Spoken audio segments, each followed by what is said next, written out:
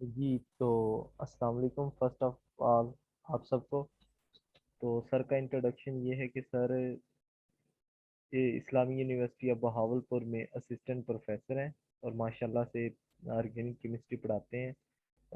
जिन लोगों ने पढ़ा है वो तो सर को अच्छे से जानते हैं और काफ़ी अच्छी पढ़ाते हैं सर ऑर्गेनिक केमिस्ट्री। बाकी आज सर को इनवाइट किया गया है आप लोगों के लिए कि बहुत से स्टूडेंट ऐसे हैं जो कि पीएससी केमिस्ट्री के टेस्ट के लिए सिलेक्ट हुए हैं और उनका इंटरव्यू है। तो इसलिए सर आज हमें इंटरव्यू के मुतालिक कुछ इम्पोर्टेंट चीज़ें बताएंगे और गाइडलाइंस देंगे इंशाल्लाह।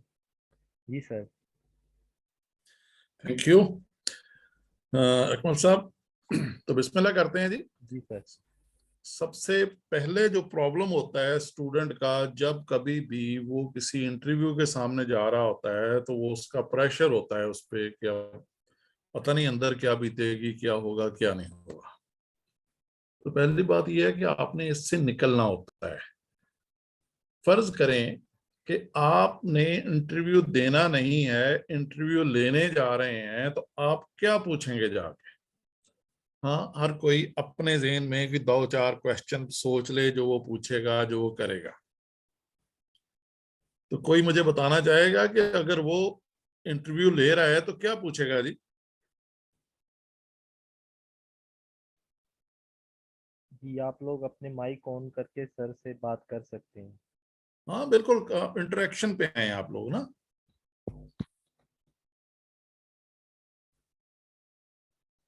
जी, एक तरफ से आया है जी क्वेश्चन, आंसर आया है कि इंट्रोडक्शन पूछा जाएगा और स्पेशलाइजेशन पूछी जाएगी।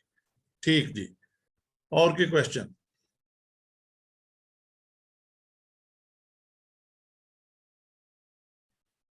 चलें दूसरा क्वेश्चन पूछ लेते हैं जी। जी अस्सलाम वालेकुम सर। वालेकुम सलाम।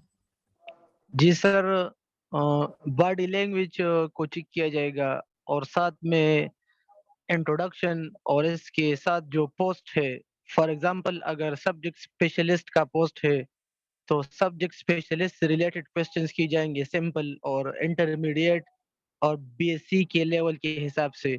और अगर लेक्चरर का पोस्ट है तो मास्टर और थोड़ा डिफिकल्ट क्वेश्चन पूछे जाएंगे सर। तो पोस्ट के लिहाज से और बॉडी लैंग्वेज और कम्युनिकेशन स्किल्स इसको देखा जाएगा सर।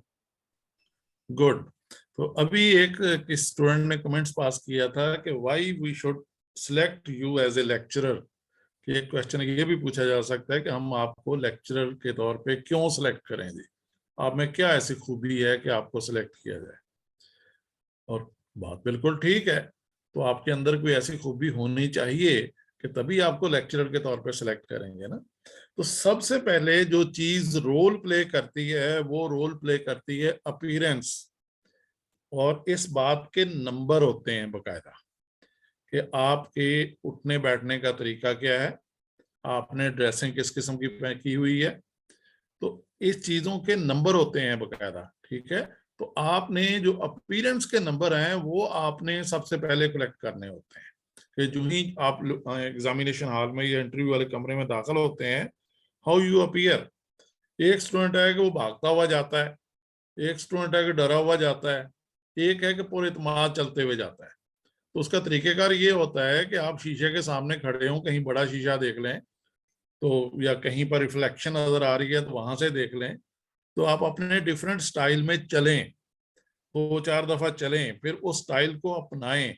तो या डिफरेंट लोग जो चल रहे होते हैं, कहीं आ जा रहे होते हैं, तो उनमें से देखें किसी को कि किसकी बॉडी लैंग्वेज इंप्रेसिव है या किसके चलने का अंदाज बेहतर है, आप उसको फॉलो कर लें।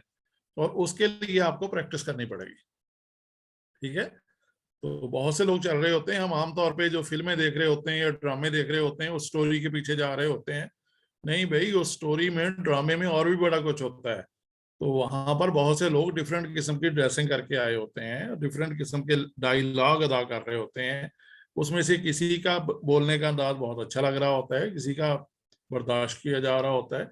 तो आपने अपनी बॉडी लैंग्वेज को रिफाइन करना है कि आप कैसा नजर आना चाहते हैं।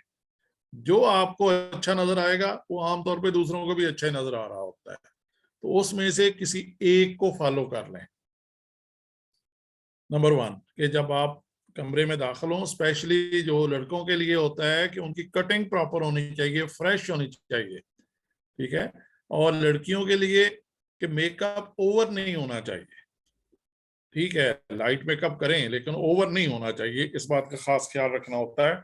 ड्रेसिंग जो होती है वो उस वक्त इस तरह की ड्रेसिंग होनी चाहिए कि अगर आपको सिलेक्शन हो जाए तो वो आपको लगना चाहिए कि आप लेक्चरर हैं, या जिस पोस्ट के लिए भी आपको सिलेक्ट किया जा रहा है तो आपकी अपीयरेंस ऐसी होनी चाहिए। ड्रेसिंग एक रोल प्ले, खास रोल प्ले कर रही होती है, तो उसको आपने मद्देनजर रखना होता है। तो नंबर 1 पॉइंट जी, ड्रेसिंग आपकी प्रॉपर होनी चाहिए। अगर ड्रेसिंग प्रॉपर नहीं होगी तो इसके नंबर होते हैं और नंबर कट जाते होते हैं जी। यहां तक किसी का कोई क्वेश्चन?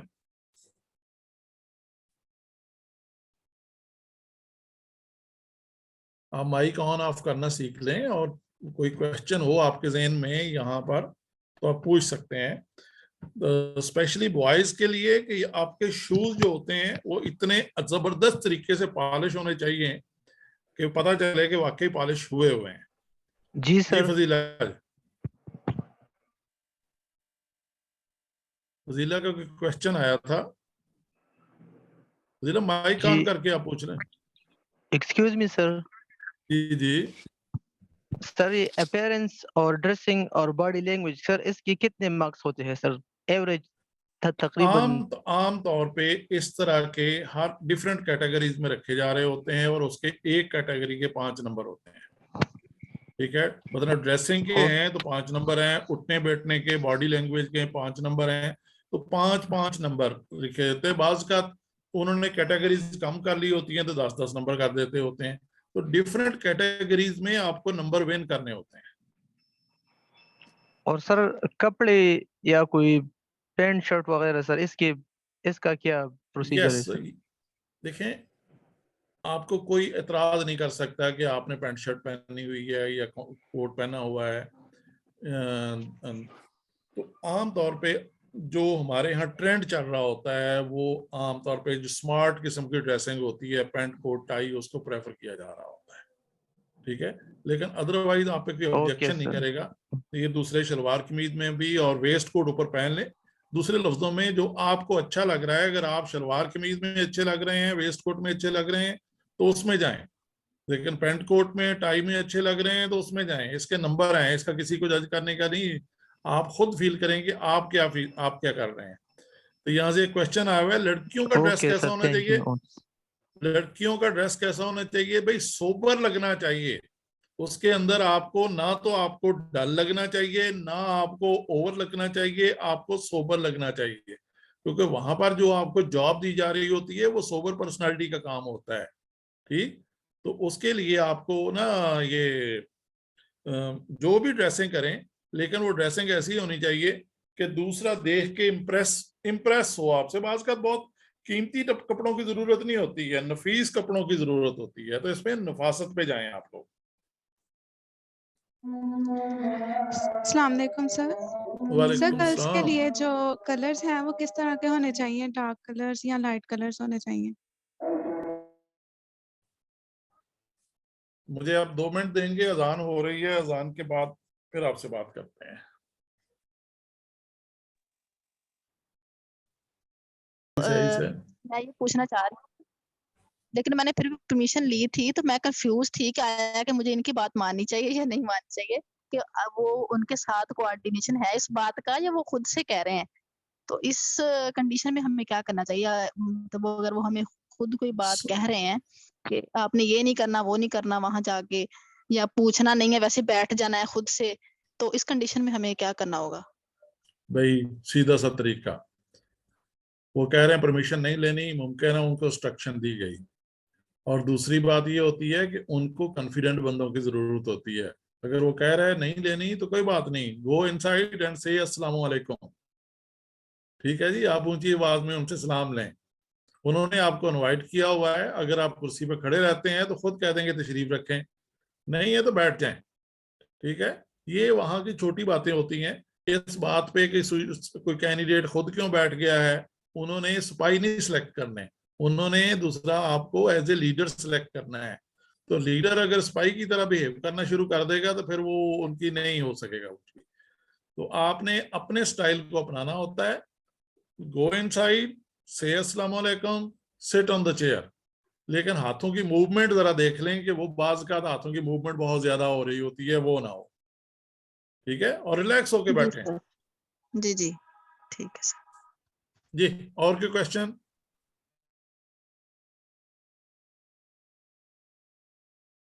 जी, एक सवाल आया है इधर से कि the person feel nervous, then with the passage of time we gain confidence, so does this nervousness is the start effect or the selection or not?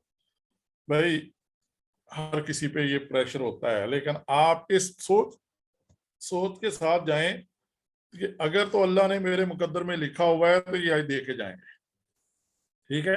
हम आमतौर पे ना किसी मुसीबत के टाइम ही अल्लाह को याद कर रहे होते हैं, हम हालात में नहीं कर रहे होते हैं। तो भाई अल्लाह ने इंसान को अपना नायब बना दिया है। नायब, जरा सोचें तो सही, किसका नायब? तो फिर भी बंदे के अंदर नर्वसनेस आ जाए। और दूसरा ना, अल्लाह ने अपने बंदों की जो बड़ी खूबी बताई है कि उन पे किसी का खौफ नहीं होता है। वो पता नहीं आयत का मफहूम ही मैं बता सकता हूँ, पूरी आयत नहीं मुझे आती। ला तहज़नु का लफ्ज आता है कि उन पर नहीं कोई गम होता है ना खौफ होता है। तो ठीक है, अल्लाह के बंदे बन के जाएं तो किस बात का गम, किस बात का खौफ? इस दुनिया में उसने भेजा है ना। तो कितने लोगों में से आप यहाँ पे पहुंचे हुए हैं।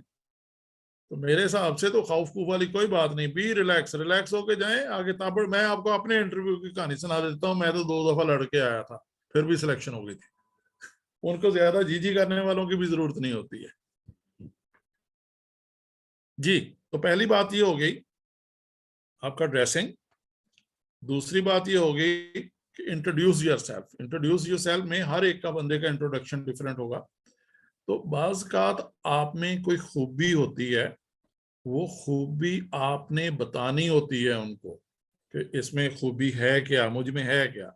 मतलब मेरी 2 स्टूडेंट थी, उनको एक दूसरा स्कूल की तरफ से इनविटेशन लेटर आया और वो जो स्कूल है उसके अंदर दूसरा वकार यूनुस, रमीज राजा और एक पाकिस्तान के एक्स प्रेसिडेंट जो थे चेयरमैन सेनेट, वो इस तरह के लोग पढ़े हुए थे। तो वो उस तरह के स्कूल के अंदर जा रही थी।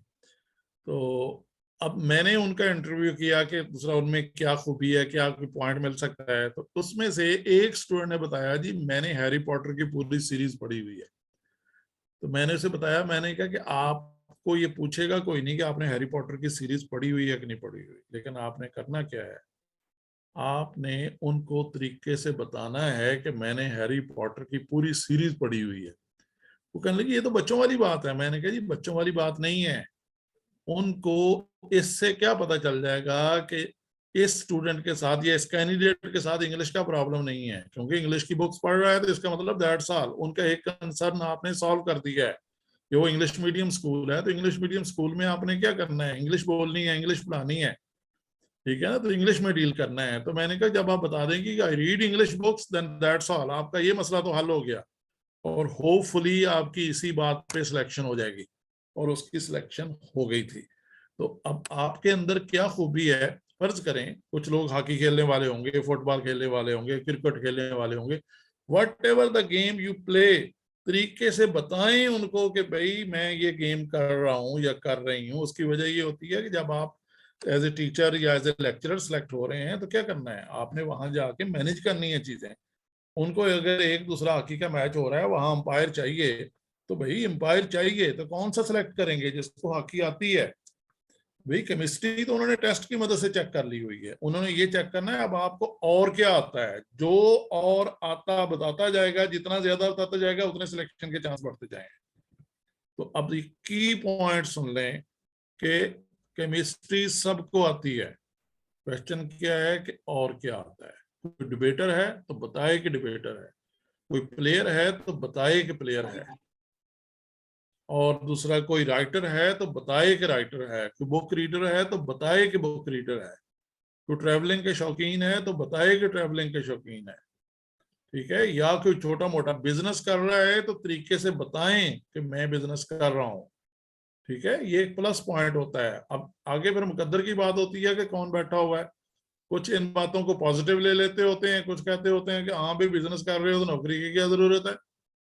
उन्हें बताएं कि भाई ये एक रिकग्निशन है मेरी, बिजनेस तो मेरी मजबूरी है, ठीक है, लेकिन ये एक रिकग्निशन की बात है और बिजनेस में कर रहा हूँ तो मेरे पास ये प्लस एक्सपीरियंस है, इसका मतलब मैं जहां भी जाऊंगा चीजों को मैनेज कर लूंगा। तो उसी के आर्ग्यूमेंट को उसी पे पॉजिटिवली आपने फोर्स करना होता है।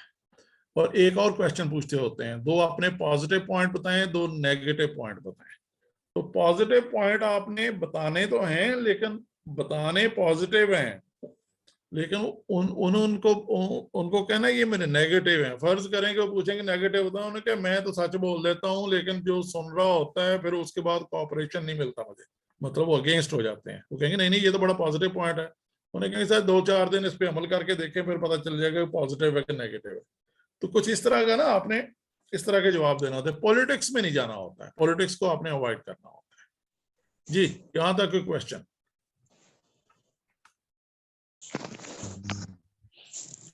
Excuse me, sir. जी जी। Sir, mostly the interviewer have got an issue of subjectivity. How this problem can be overcome? Can you explain the Yeah. term subjectivity? Sir यानी हम आंसर एक दे रहे होते हैं और उनके माइंड में स्पेसिफिक वो पॉइंट होता है जो हमारे जहन में नहीं होता। बात एक होती है but words are mostly different. Sir इस वजह से सिलेक्शन से बहुत सारे लोग रह जाते हैं, मोस्टली 40-45% लोग। यस, ये प्रॉब्लम आता होता है और स्पेशली प्रॉब्लम उस वक्त आता होता है जब या तो वो ज्यादा ट्यूशन पढ़ाने वाले टीचर उस लाइन पे आ जाएं, या फिर दूसरा जो होते हैं कि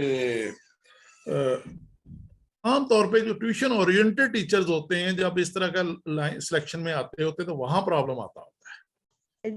ठीक है, तो ये यस दिस इज प्रॉब्लम। और आमतौर पे फिर वो एफएससी के टीचर होते हैं। ठीक है, तो इसका मतलब ये है कि आपको एफएससी की बुक जरा 2-4 दफा पढ़ लेनी चाहिए, उसको रीडिंग में रूटीन में शामिल कर लें, आप उसमें से चीजें पिक कर लें। तो लेकिन उसका फिर तरीकेकार एक और होता है उससे बच के निकलने का। उन्हें कहें कि भाई आपका ये क्वेश्चन मुझे नहीं मालूम, आप मैट्रिक लेवल का क्वेश्चन पूछ रहे हैं, एफएससी लेवल का क्वेश्चन पूछ रहे हैं या बीएससी लेवल का पूछ रहे हैं।